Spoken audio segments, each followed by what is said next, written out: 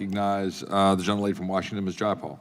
Thank you so much, Mr. Chairman. I think we all agree on the importance of accuracy in our census results. I am concerned about some of the actions that are being advocated for as actually undermining some of that accuracy. And I want to turn to the citizenship question first and put aside the Constitution, which is a strange thing to say in the Constitution Subcommittee, but to not necessarily look at what the Constitution says, specifically persons rather than just citizens, and actually talk about how adding a citizenship question would make the census less accurate. And so I'm going to come to you, Mr. Yang, because there is a lot of data that shows that communities of color, including American citizens, have been historically undercounted.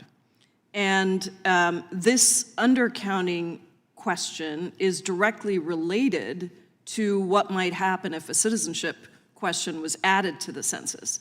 And so can you speak to how adding a citizenship question actually hurts us in terms of accuracy and increasing undercounting? Thank you for that question, Representative. The bottom line is we want an accurate census. All the studies that we have seen, including by the Census Bureau, show that the addition of a citizenship question will undermine the accuracy of the census, not only for immigrants, but for all Americans, because there's a hesitancy about how that data is going to be used. So and that was documented, especially in even going up to the 2020 census, even after the Supreme Court decision that said that we cannot have the citizenship question, there are still people that were concerned about whether that question appeared. That is part of the reason why many believe that Hispanic Americans were undercounted by over 5%. The other thing that we should remember about this is actually, so there is a citizenship question on what's called the long form, the American Community Survey of the census. Now that is a form that contains 50 questions. It has been tested in terms of how we can do that in a way that captures the data accurately. So again, the bottom line is accuracy. So let me go to the question of undercounting. If there is undercounting, substantial undercounting, how does that undercount harm American citizens in terms of how the census is utilized? Well, the undercount affects American citizens then because we will have areas where there's more population than was expected, even though the roads are not wide enough, even though the schools are not big enough, even though the public services are not big enough. And let's be clear, right? Highways, public services aren't dependent on immigrant status. It's dependent on the actual residents that live in that community.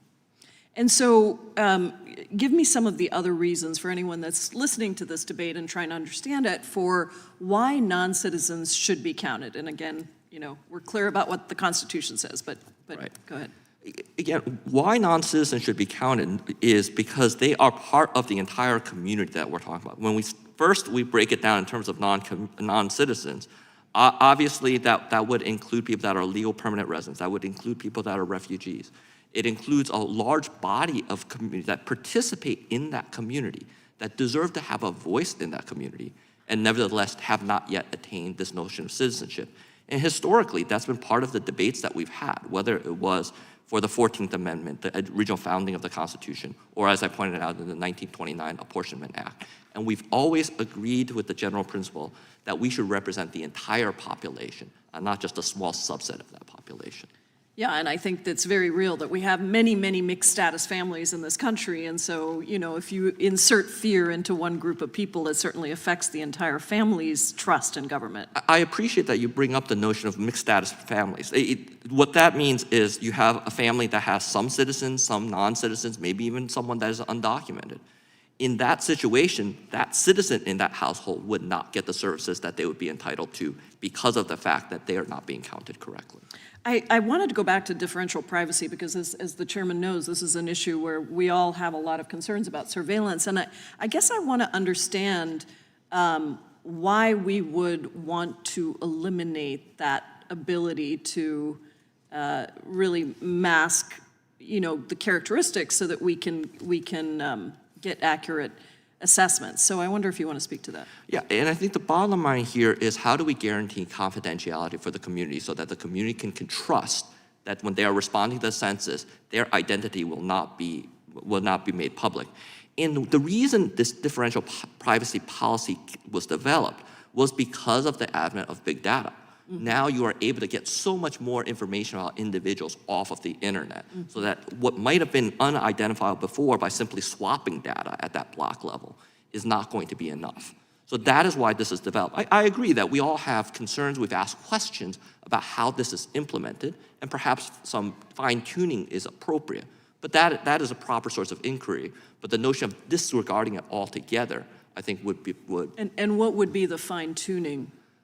I think this is where we all need to continue to work with the Census Bureau to see what worked, what didn't. The Census Bureau, when they said that they were announcing this differential privacy policy, among other things, they said that for 95% of the jurisdictions, they expected error rate of under 5%. So in that context, then you start to understand, okay, this data at these levels still should be accurate. Now, I would agree, we need to test that and to see where those 5% did not work, what that actually looks like. I think that's an appropriate area for inquiry. Great, thank you. Thank you, Mr. Chairman. Thank the gentlelady